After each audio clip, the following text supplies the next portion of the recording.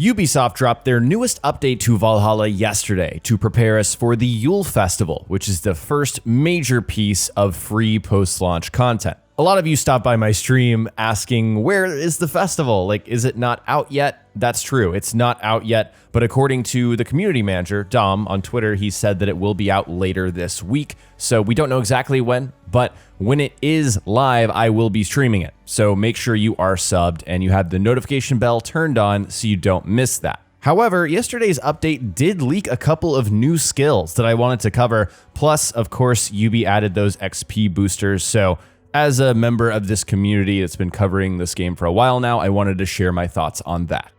In case you missed that stream, let's go over what exactly was added in terms of the Yule season. So Ubi added what they called Yule Festival support, and it's actually listed that there are revelers east of the settlement, but there's not. However, I did find some sort of preparation here. There's a bunch of lumber, some hay, some supplies. You can tell that something is about to be released here. You could also hear an audio cue of people talking if you walk over here.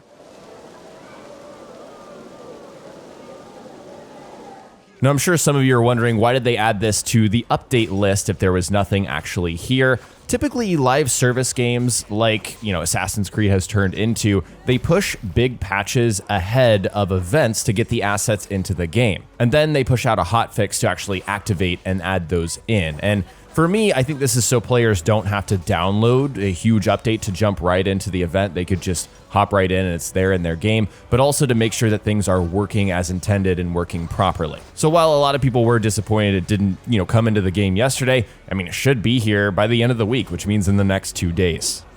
If you guys were watching me live yesterday, you saw my reaction to some new skills popping up in the skill tree. Now, this was not intended. I know this because I reset my game while we were live and they disappeared. However, we got to see exactly what the 3 new skills coming in the Yule Festival will do. First is the wolf skill, Arrow Looter. Eivor has a greater chance of looting arrows from archers. Next is the Raven skill, Assassin Carry. Hold R1 on console to automatically carry a body after a successful assassination. And then the bear skill, Fight Ready. You always start a fight with an adrenaline slot filled, no matter what. I look at these skills and think that they aren't major game changers. They feel more like quality of life skills that just make you more powerful. You don't really scheme or spec around this stuff, but that's not really how the skill system even works in this game at the end of the day. So it's nice to see some new skills, and also it's worth noting that you don't have to use the skill tree branches to get to these skills.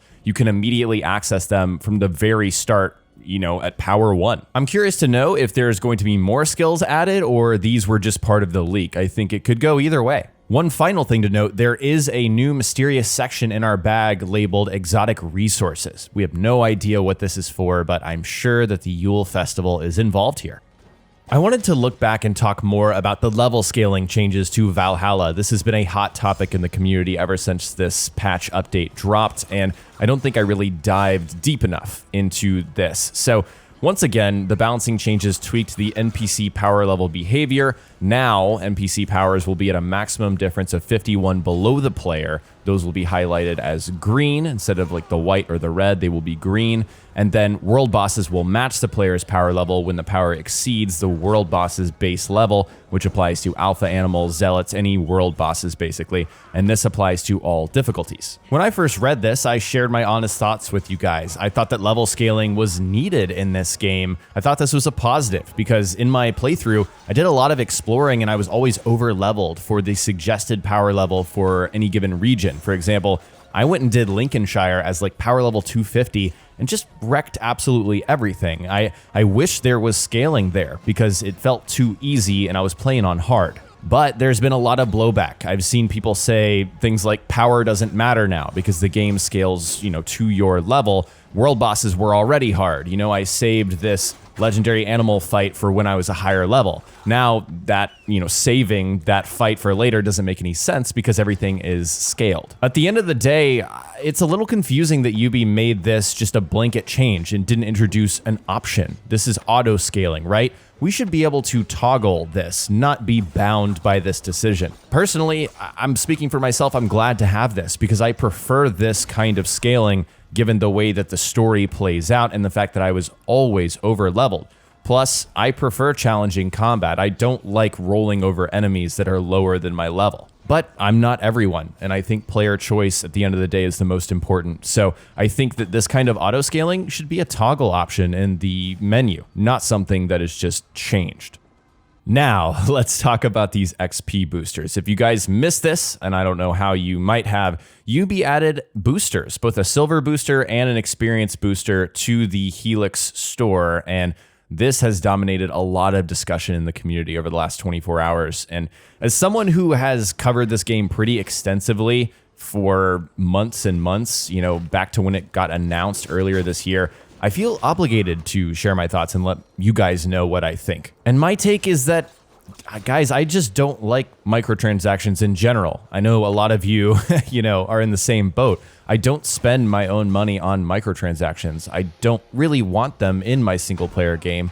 I don't use them. There's been a connection drawn between XP boosters and these level scaling changes, and I've been racking my head about this. That doesn't really make sense to me, because if the scheme, if you're going to call it that, was to force players to buy XP boosters by making the game artificially harder than it needed to be, level scaling counteracts that, right? Because bosses scale up to you no matter what. If anything, the XP boosters were more helpful before there was auto scaling. So that's not the issue to me, but what is the issue is the timing. This was a conversation, microtransactions and XP boosters that dominated headlines surrounding Assassin's Creed Odyssey when that game came out. So by releasing these a month after launch, Ubi effectively dodged those bad headlines that might have hurt sales. No matter how you slice this, whether you think these are just optional things that aren't forced upon you, or whether Valhalla really even needs XP boosters, which I don't think they do, no matter how you think about this, this just does not look good. And whether microtransactions are just a reality we have to accept with our video games these days,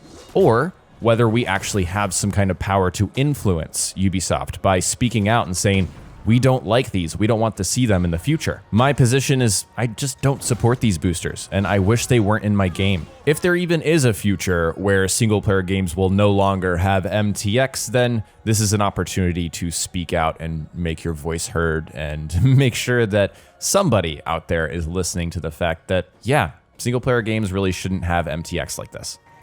In any case, I'm still really excited for the Yule Festival. I can't wait to play that, and when it does come out, I will be streaming it live on the channel, and of course I'll make some other videos showing you guys what's unlocked, how to do that, and what it does. So if you haven't already, make sure you're subbed to the channel and hit the bell so you don't miss those videos. Also, be sure to follow me on social media. I'm at jayvee on YT, and I'm on Instagram at jayvee.yt. Plus, if you want to chat more and join our community, we have our own Discord server at discord.gg/jv on YT. Lots of conversations surrounding Cyberpunk, Valhalla, and upcoming games, so links for everything are in the description below. Big thanks to my YouTube members, Ultra fans, Dave, Grass, Deadwalker, Bill, Cam, Cullen, and Jacob. Super fans, Kamal, Casey, Tipsy Sergey, Karen, and Tarl K. Fans, John, Matthew, Spyro, JVO, Brock, Level 42, Tia, Joe, and Allura. And supporters, Nos, Nightmare, Sung, V-Toxic, Taryn, Glenn, Adam, Blaze, Mr. Hollow, Quickness, Furkin, and Abhishek for supporting the channel. If you want to support me further, click the join button below this video. In exchange for your support, you'll unlock custom badges and emotes to use in streams and chat. Check the link in the description for more information. Thank you so much for watching, and I'll talk to you next time.